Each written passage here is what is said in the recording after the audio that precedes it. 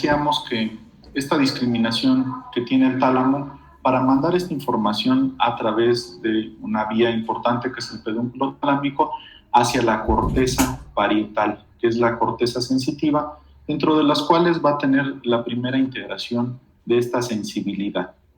Recuerden ustedes que esta sensibilidad que habíamos dicho protopática y epicrítica va a tener ciertos grados de modificación porque vamos a tener otras variantes de sensibilidad un poco más complejas. Por ejemplo, si nosotros observamos una pared, podemos saber de inmediato cuáles son las características dentro de la textura, por ejemplo, e incluso la temperatura sin tocarla. De esto nos habla una parte más compleja de la sensación que se encarga de la relación que existe entre esta corteza parietal con otro tipo de cortezas, principalmente la visual, con la cual podemos observar cambios de textura importantes, incluso del material dentro del cual está hecha cierta sustancia o cosa. Y por supuesto saber si ya lo hemos visto antes mediante las comunicaciones importantes con la corteza temporal que mencionábamos hace unos momentos, está encargada del proceso de memoria. Las alteraciones sensitivas principales que nos vamos a dar cuenta es la presencia, por ejemplo, de alodinia, la cual es una sensación manifestada por el paciente como una alteración molesta, ¿sí? Nosotros tenemos una exploración del paciente, hacemos esta exploración importante y recuerden ustedes, como es sensitiva, debe tener el paciente los ojos cerrados, decíamos. Hay que hacerlo de un lado y del otro lado, siempre respetando esta distribución de los dermatomas que veíamos anteriormente. En este momento, cuando nosotros le hacemos esta exploración comparativa, si nosotros tenemos una sensación molesta referida por parte del paciente, que puede ser de presión o de tacto fino, de vibración, pero él la siente como molesta, se le llama alodinia, así es como se debe de referir.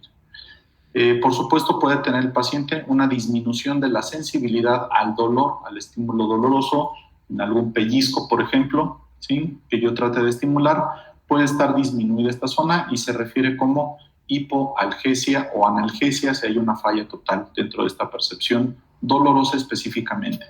Si nosotros le damos una estimulación y, por ejemplo, el paciente siente más dolor del normal, se le llama hiperpatía, que está asociado de manera muy importante aquí en este apartado con lesiones del tálamo principalmente. Y cuando nosotros vamos a tener una sensación diferente a la que se le está estimulando, quiere decir que yo le hago tacto o le doy presión al paciente, el paciente siente otra sensación anormal, ¿sí? A lo mejor no molesta como la alodinia, pero muy diferente, se le denomina parestesia. Esta es una sensación muy común que se va a presentar dentro de la estimulación sensitiva y recuerden que es la sensación que refiere el paciente como hormigueo o calambre o alguna otra sensación totalmente diferente. Un segundo, por favor.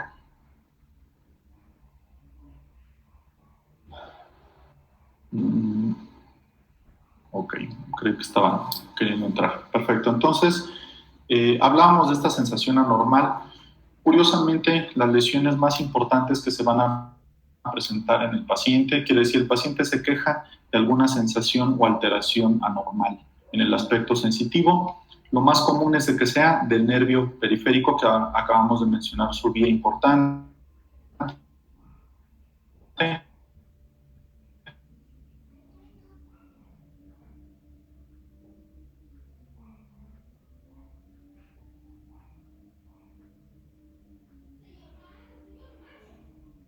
Que es la vía espinotalámica que mencionábamos hace unos momentos. Vamos a ver ahora sí, un segundo, creo que están tratando. Ok. Listo. Decíamos, esta integración parcial que cursa a través del tálamo. El tálamo es el primer estructura subcortical que discrimina la sensación y se encarga de mandar una información depurada hacia la corteza cerebral. Las lesiones del tálamo importante van a cursar con datos de dolor, ¿sí? Así se le llama, dolor talámico, o hay un síndrome importante que es el Tolosa-Hunt o el Ramsay-Hunt, que también así lo van a conocer en alguna bibliografía que busquen. Es una parte de dolor por lesiones del tálamo importantemente. Curiosamente, las lesiones de la corteza parietal no nos van a causar alteración sensitiva.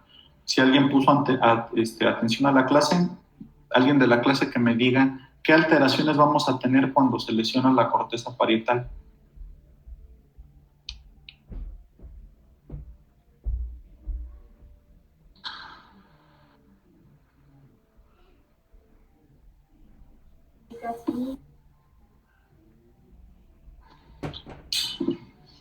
En voz alta para todos.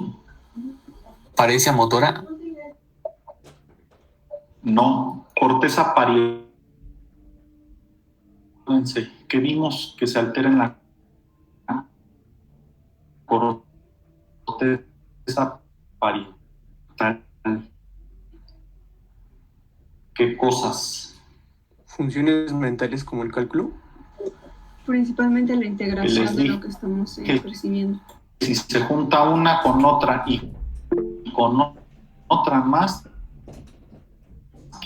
tiene un nombre como extraño. El cálculo y qué más. El cálculo y qué más. La abstracción. Acuérdense que si juntábamos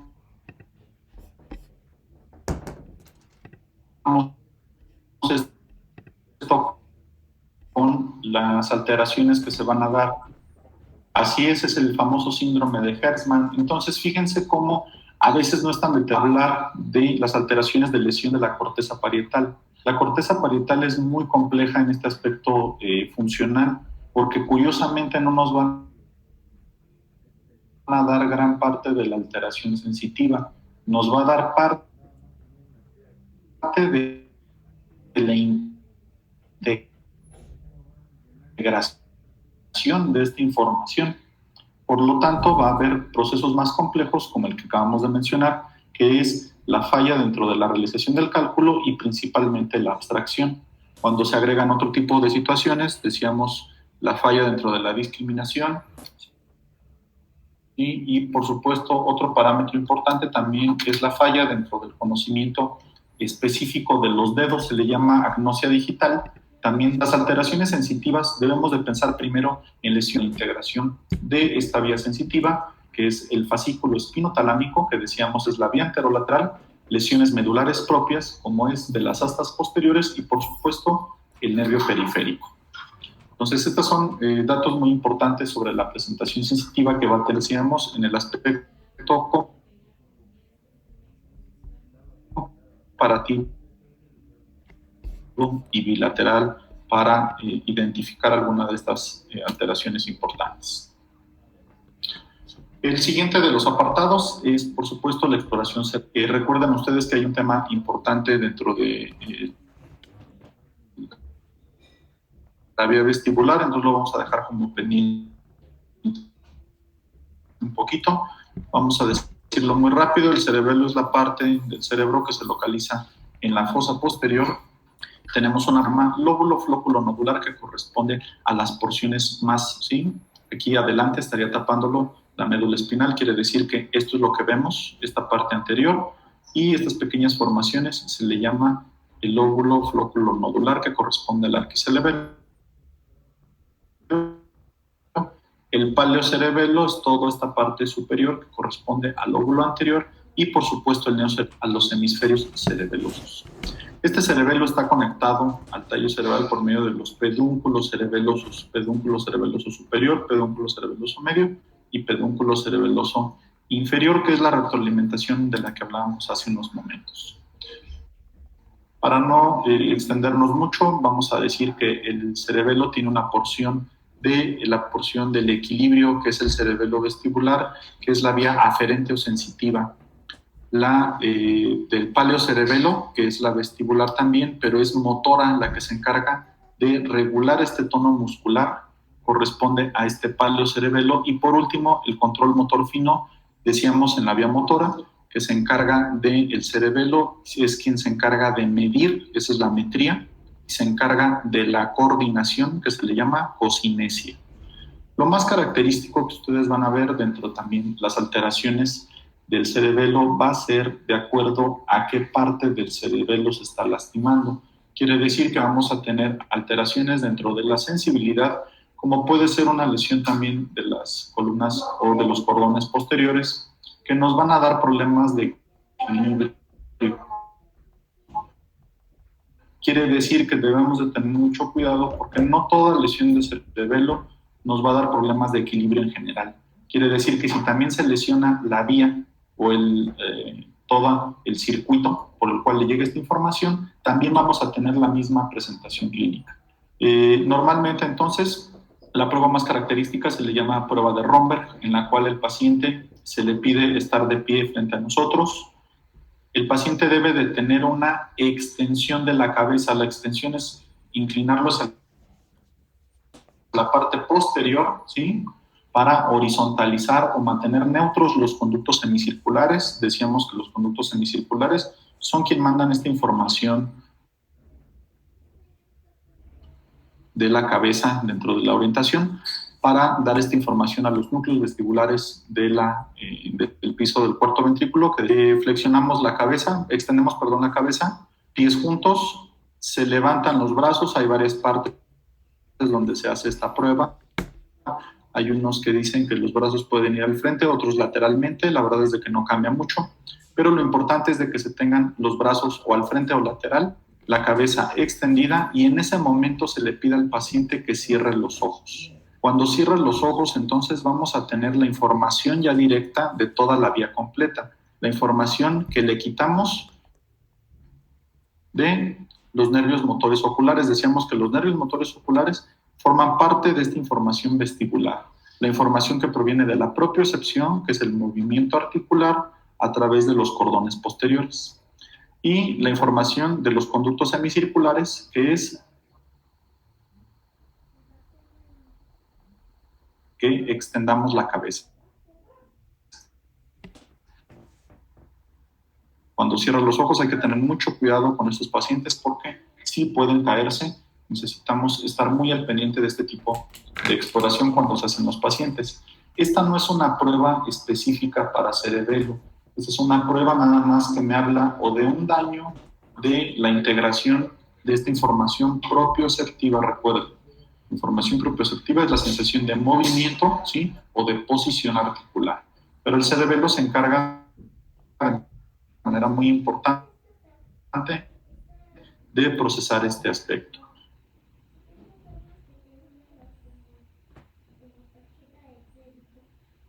La parte de la metría, que es la prueba de dedo nariz, se le pide al paciente que con su dedo índice toque su nariz y toque el dedo del explorador. Esto lo hace de manera muy rápida y repetida. Esa es la metría, y con movimientos alternos de la palma de la mano se le pide que haga coordinación o cocinesia. Decíamos, va a haber una parte importante de la clase más básico que deben de saber dentro de esta exploración. Por último, ahora sí, ya para que lo de la exploración o propedéutica neurológica, los signos anormales, el más famoso de todos, por supuesto, el signo de Babinski, que son los signos de liberación piramidal. Es un signo muy famoso que nos habla de una lesión de la corteza motora. Recuerden que tenemos una presentación normal del signo de Babinski que nos habla dentro de la mielinización y desarrollo dentro del desarrollo humano. La prueba normal, que se le llama, quiere decir que yo le hago una estimulación desde la parte de la planta, por supuesto, del pie, pasando hacia la parte externa, debo de pasar por la parte externa, y a través de la articulación metatarso-falángica, aquí hago este movimiento. Normalmente debo tener una flexión. Este es el movimiento normal. El paciente, cuando yo le hago signo o estimulación para delimitar el signo de Babinski, hago la misma estimulación de la región plantar lateral, ¿sí?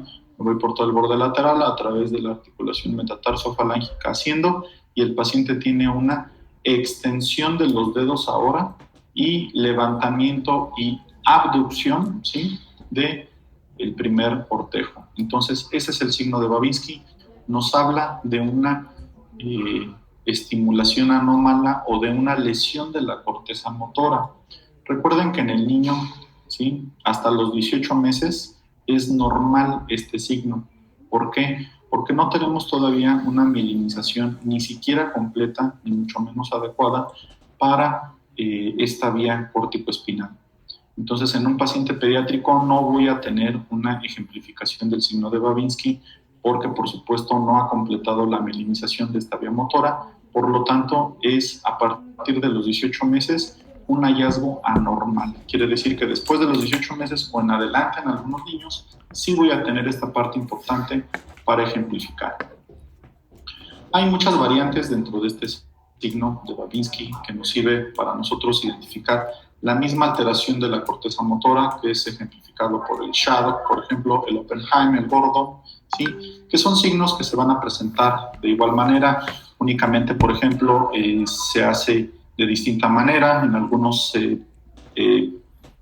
pincho o punciono o pellizco el tendón anquiliano, en el otro presiono o apachurro o comprimo los músculos gemelos, por ejemplo, en el otro hago un desliz de mis dedos a través de la porción anterior de la tibia, y con todas estas maniobras voy a ejemplificar lo mismo, que es, decíamos, una extensión anormal de los dedos con una abducción y extensión del primer ortego.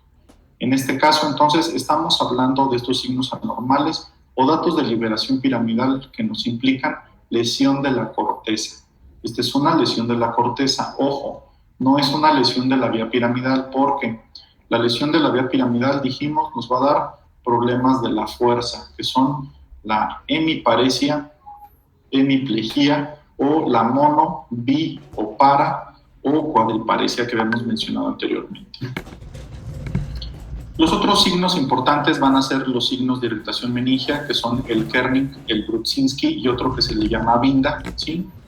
En estos vamos a dar, y son muy importantes para la identificación de datos de irritación meningia. En el primero, el más sencillo, el Brudzinski, lo que hago es flexionar la cabeza del paciente. Me voy a encontrar con una resistencia. El paciente tiene dolor. Hay que tener mucho cuidado en hacer este signo, porque el paciente le duele, ¿sí? Es molesto para él que yo le flexione la cabeza. Cuando yo noto una rigidez del cuello, así se describe, en ese momento ya no necesito completar la maniobra. Yo ya sé que el paciente tiene datos de irritación meningia, así se le llama. Los datos de irritación meningia entonces nos hablan o de un problema infeccioso, por supuesto, para identificar meningitis, o de un problema irritativo, como puede ser lo más común, una hemorragia subaracnoidea, por ejemplo, o algún tipo de alteración dentro de este espacio subaracnoideo que esté causando irritación hasta estas partes. El signo de Kernig, entonces, es cuando yo flexiono la cabeza y tengo una flexión involuntaria de los miembros pélvicos. ¿Por qué? Porque no permite el estiramiento o la distensión de las meninges, entonces ocasiona dolor también, hay que tener mucho cuidado, y el paciente tiene esta flexión involuntaria. El signo de Binda, entonces, es una lateralización de la cabeza. Este es más sencillo de hacer, y al igual que los anteriores, si yo tengo una resistencia para lograr esta maniobra, entonces me habla de una irritación de este espacio meningio, que, repito, son signos anormales que nos ayudan a identificar algún problema, pero que no son específicos. Se ha dado mucha especulación acerca del signo de Babinski. Sigue siendo el signo más famoso, pero no es localizador. Nos habla nada más de algún problema dentro de la corteza motora, decíamos, pero sin esta especificidad importante. Los otros signos, hay algunos signos que se le llaman signos atávicos o signos básicos o primitivos, dentro de los cuales vamos a tener un equivalente al Babinski, que es el Trömer y Hoffmann. El Trömer y Hoffmann es hacer lo mismo, pero en los miembros superiores. Se le pide al paciente que se le sujeta la región palmar de la mano, y yo estimulo el dedo índice, le doy una extensión, quiere decir que lo elevo con mi dedo. Si el paciente tiene un reflejo como de agarre o flexiona el dedo de manera normal, ese es un signo de Trömer y Hoffmann, se le llama principalmente. Otro de los signos atávicos o primitivos, nosotros lo conocemos como el signo de la glabela, y nosotros vamos a percutir la región de la glabela, que está en la región frontal, por supuesto, entre los arcos superciliares, y el paciente cierra sus ojos de manera exagerada, como si le fuéramos a pegar o a golpear. en ese momento hablamos de un signo atávico, se le llama.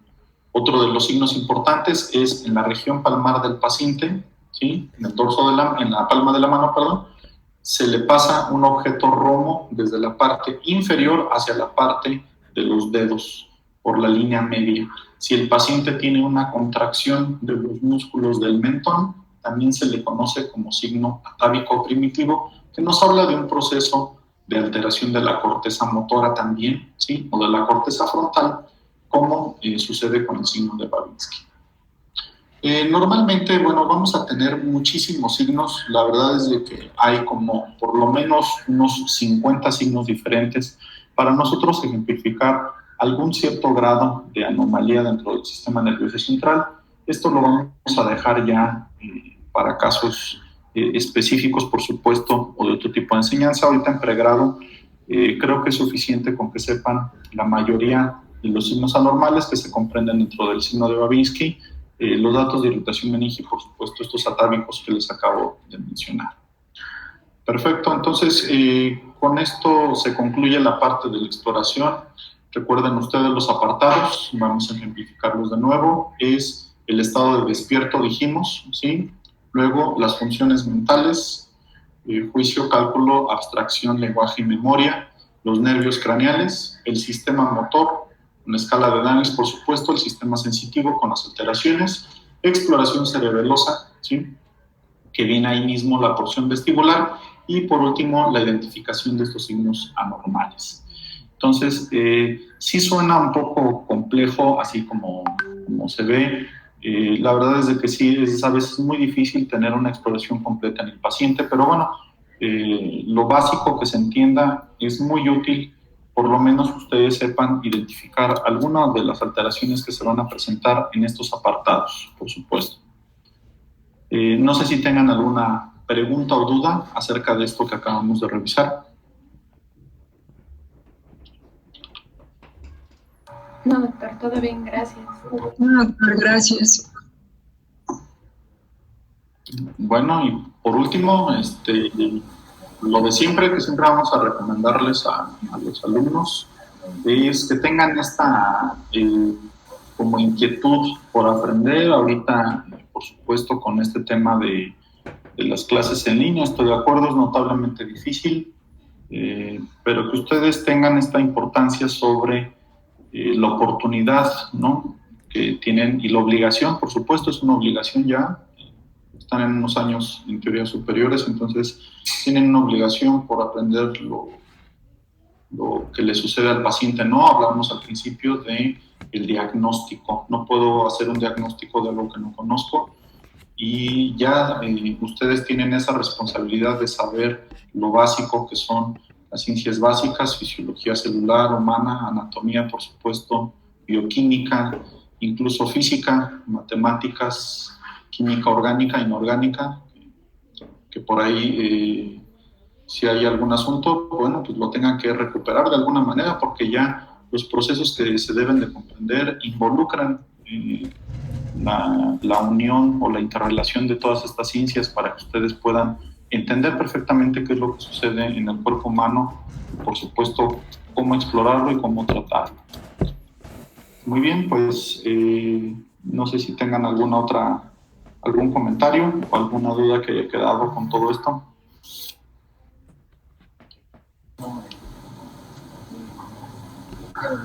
No, doctora.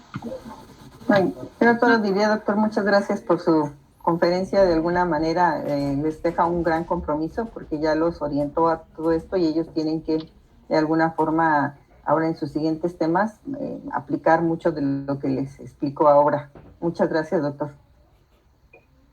Perfecto, ¿no? Pues con todo gusto, ¿no? Excelente, entonces es todo de mi parte. Y a los alumnos de la rotación, bueno, pues obviamente mañana nos vemos sin falta, ¿salen? Sí, doctor, muchas gracias. Vale, doc. Mejor, doctor. Excelente. Hasta luego, doctor. Muchas gracias. Buenas tardes. Gracias, nos vemos. Gracias, doctor. Gracias, doctor. Hasta luego.